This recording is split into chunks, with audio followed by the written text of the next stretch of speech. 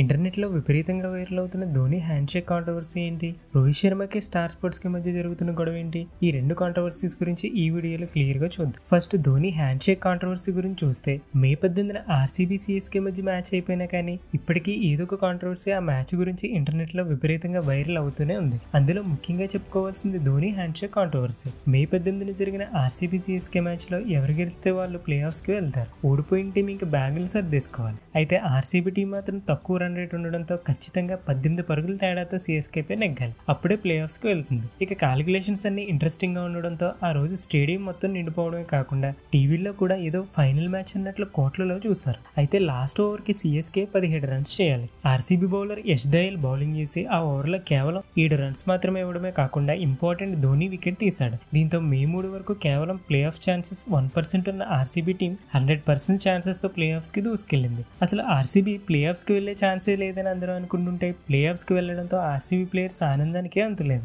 అందరూ సెలబ్రేషన్స్ లో మునిగిపోయారు. ఇదిలా ఉంటే సిఎస్కే ప్లేయర్స్ షేక్ హ్యాండ్స్ ఇవ్వడం కోసం లైన్ లో నుంచుని ఉన్నారు. ఆ లైన్ లో అందరికంటే ముందు ధోని ఉన్నాడు. ఆర్సీబీ ప్లేయర్స్ సెలబ్రేషన్స్ లో ఉండి రావడానికి కొంచెం టైం తీసుకున్నారు. అయితే కొంచెం సేపు వెయిట్ చేసిన తర్వాత ధోని అక్కడి నుంచి వచ్చేసి మిగిలిన ఆర్సీబీ సపోర్టింగ్ స్టాఫ్ మెంబర్స్ అలానే బెంచ్ పై ఉన్న ఆర్సీబీ ప్లేయర్స్ కి షేక్ హ్యాండ్స్ ఇచ్చుకుంటూ డ్రెస్సింగ్ రూమ్ కి ధోని వెళ్ళిపోయాడు. ఇదే పెద్ద కాంట్రవర్సీ అయిపోయింది. సోషల్ మీడియాలో విపరీతంగా ఈ వీడియో వైరల్ అవుతుంది. ధోని లాంటి లెజెండ్ షేక్ హ్యాండ్స్ కోసం వెయిట్ చేస్తుంటే సెలబ్రేషన్స్ తర్వాత చేసుకుందరు, ముందు షేక్ హ్యాండ్స్ ఇస్తే పని అయిపోయేది కదా అని సిఎస్కే సపోర్టర్స్ కమెంట్ చేస్తుంటే ధోని ఇంకొంచెం సేపు వెయిట్ చేస్తే ఆర్సీబీ ప్లేయర్స్ వచ్చి షేక్ హ్యాండ్స్ ఇచ్చేసేవాళ్ళు కదా, ప్రాబ్లం లేకుండా ఉండేది అని ఆర్సీబీ సపోర్టర్స్ చెప్తున్నారు. ఇది ఇలా ఉంటే ఈ ఇన్సిడెంట్ పైన ఇంగ్లాండ్ మాజీ క్రికెటర్ మైకెల్ వాన్ తో పాటు కమెంటేటర్ హర్ష భోగ్లే తమ ఒపీనియన్ చెప్పారు. ముందుగా మైకెల్ వాన్ ఏమన్నాడో చూద్దాం. నేను మ్యాచ్ అయిపోయిన తర్వాత కూడా అంతా చూశాను. టోర్నీ నుంచి వెళ్ళిపోయే స్టేజ్ నుంచి ప్లే ఆఫ్స్ కి వెళ్లడంతో ఆర్సీబీ ప్లేయర్స్ అందరూ సంతోషంతో మునిగిపోయారు. ఒకవేళ ధోనికి ఇదే లాస్ట్ మ్యాచ్ ఏమో ఎవరికి తెలుసు. ఇదే లాస్ట్ మ్యాచ్ అయితే ధోనికి షేక్ హ్యాండ్స్ ఇవ్వనందుకు తర్వాత బాధపడినా ఏం లాభం ఉండదు.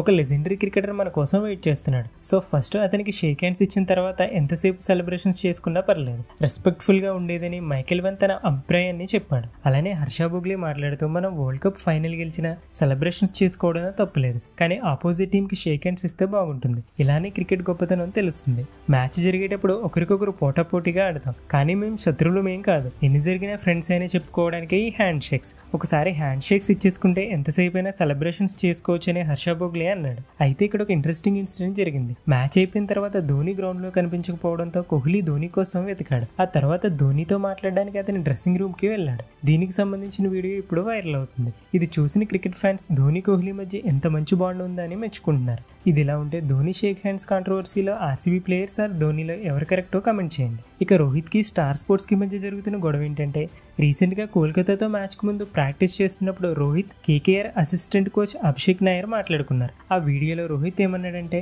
అంతా ఒక్కొక్కటిగా మారుతుంది, అయినా అది వారి నిర్ణయం, నేను దాని గురించి ఏం పట్టించుకోలేదు. ఏది ఏమైనా ఇది నా ఇల్లు, ఇది నేను కట్టుకున్న గుడి, ఏది ఏమైనా బాయ్ నాదేముంది, ఇదే నా లాస్ట్ది అని రోహిత్ అభిషేక్తో చెప్పాడు. దీంతో రోహిత్ ఐపీఎల్కి గుడ్ బై చెప్పేస్తున్నాడంటూ వీడియో విపరీతంగా వైరల్ అయింది. ఆ వీడియోలో రోహిత్ ముంబై ఇండియన్స్ అని డైరెక్ట్గా చెప్పకపోయినా కానీ మొత్తం మాట్లాడిందంతా ముంబై ఇండియన్స్ కోసమైనా అర్థమవుతుంది. ఇది ఇలా ఉంటే లక్నోతో ముంబై ఆడిన లాస్ట్ లీగ్ మ్యాచ్కి ముందు ధవల్ కుల్కర్ని రోహిత్ మాట్లాడుకుంటూ కనిపించారు. కెమెరామెన్ వీడియో తీస్తుండడం గమనించిన రోహిత్ అప్పటికే కోల్కతా అసిస్టెంట్ కోచ్ అభిషేక్తో మాట్లాడిన వీడియో వైరల్ అయిందని గుర్తించి కెమెరామెన్తో బ్రదర్ ప్లీజ్ ఆడియోని మ్యూట్ చెయ్యి, ఇప్పటికే ఒక వీడియో వైరల్ అయ్యి దానివల్ల చాలా ప్రాబ్లమ్స్ వస్తున్నాయని రోహిత్ అన్నాడు. అయినా కానీ ఆ వీడియో టెలికాస్ట్ అవడంతో రోహిత్ శర్మ కోపంతో క్రికెటర్స్ జీవితాలు చాలా ఇబ్బందికరంగా మారాయి, మా వీడియోని టెలికాస్ట్ చేయొద్దని స్టార్ స్పోర్ట్స్ కి చెప్పినా కానీ టెలికాస్ట్ చేసేసింది, కేవలం వ్యూస్ కోసం ఇలా చేయడం కరెక్ట్ కాదని మండిపడ్డాడు. అయితే రోహిత్ శర్మ చేసిన ట్వీట్ పై స్టార్ స్పోర్ట్స్ రెస్పాన్స్ ఇచ్చింది. ముంబై ఇండియన్స్ మాజీ కెప్టెన్ కులకర్ణి మధ్య జరిగిన కన్వర్జేషన్ నుంచి ఎలాంటి ఆడియో రికార్డ్ చేయలేదని, తమ ప్లేయర్స్ యొక్క ప్రైవసీకి గౌరవిస్తామని స్టార్ స్పోర్ట్స్ చెప్పింది. రోహిత్ స్టార్ స్పోర్ట్స్ ఇష్యూ పైన మీ ఒపీనియన్ ఏంటో తప్పకుండా కమెంట్ చేయండి.